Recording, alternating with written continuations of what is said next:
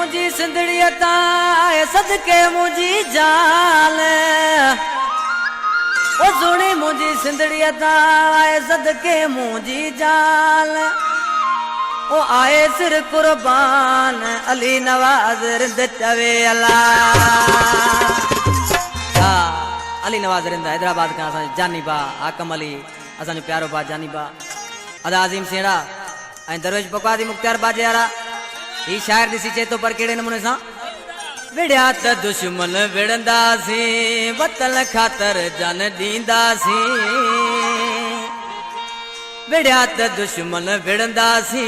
वतन खातर जन दींदासी लगी गोली सीने ते खाईंदासी पर चमल किरण असी दींदासी लगी गोली सीने ते खाईंदासी पर चमल किरण असी दींदासी विड़िया त दुश्मन विड़ंदासी वतन खातर जन दींदासी विड़िया त दुश्मन विड़ंदासी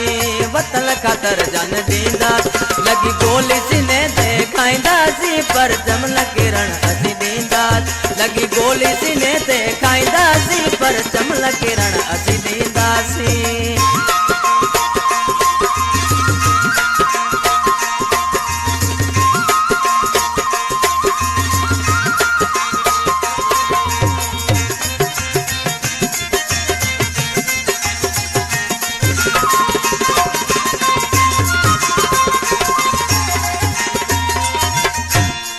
खणी माजी दोआ मैदान कंदासी नारो हणी अगते वधंदासी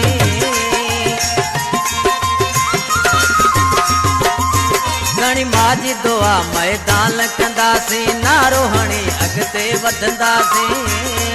मारे दुश्मन सब हटाईंदासी पर चमल किरण असी दींदासी मारे दुश्मन सब हटाईंदासी पर चमल किरण असी दींदासी विड़िया त दुश्मन विड़ंदासी वतन खातर जन दींदासी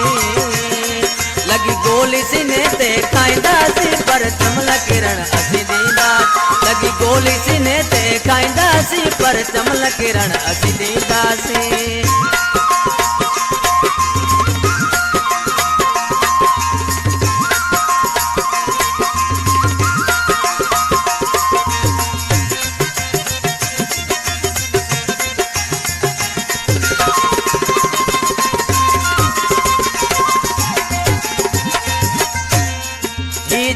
फतेह भी करनी आए शहादत खुश थी वठनी आए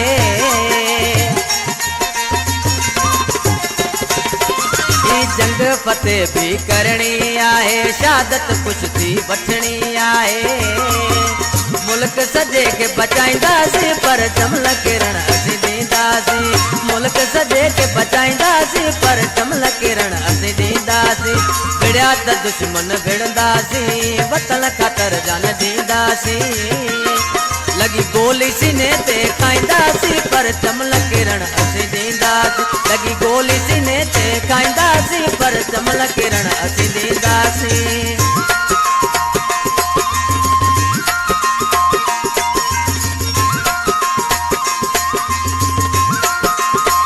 शायर फौजी माणक राजो खानानी शहर का वेठल दिसी छातो थे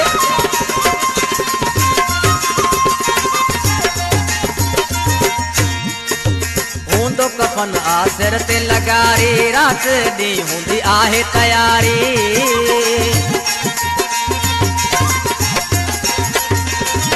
हूंदो कफन आसर ते लगारी रात दी हुंदी आहे तयारी